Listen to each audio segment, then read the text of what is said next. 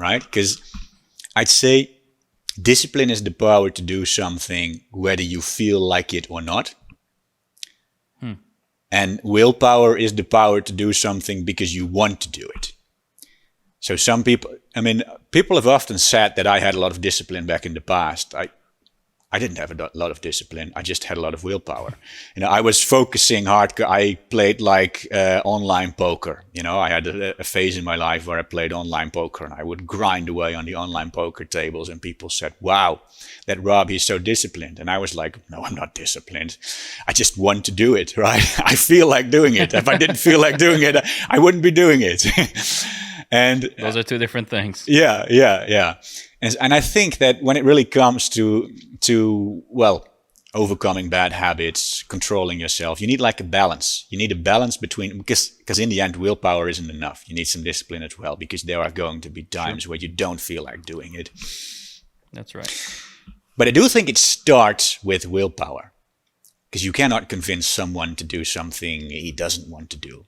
If someone doesn't really want to lose weight, you can tell him all the best theories, you can give him the perfect diet, you can give him all these tips to train his discipline, but you need that discipline to begin with. And I think that really starts with like a reason.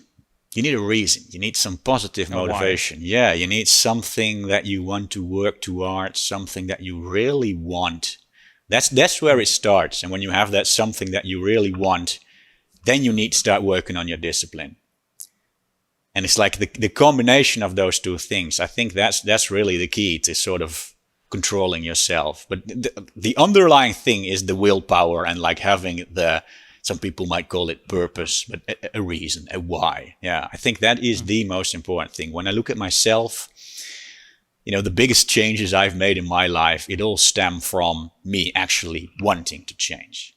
Right? I had a phase in my life where I didn't have a job, didn't have education. All I did was I lived in my parents' house. I played World of Warcraft. I smoked weed every day. I ate a lot of food. I was very unhealthy, very fat. My social skills were horrible. I was becoming very awkward. People always told me, you need to get a job, you need to do this, you need to lose weight. Never worked. Until I got to the point where I was like, I don't want to do this anymore. I want to become healthier. I want to become better looking. I want to have success with women. And when I made that decision that I wanted to do it, I wouldn't say it became easy, but it became a hell of a lot easier. And that's the thing, right? You need some reason to do anything. And it's the same thing with quitting porn.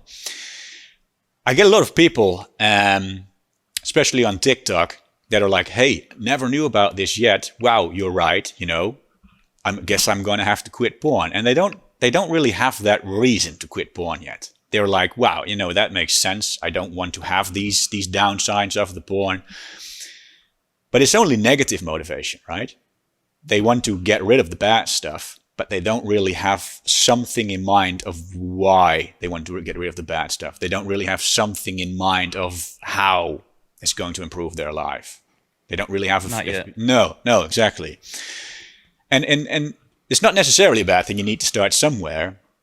But as long as you only have that negative motivation, it's probably not going to work. The people that really have success are the people that have something that they are working towards. So I think that is one of the most important things that you have to figure out when it comes to any type of change.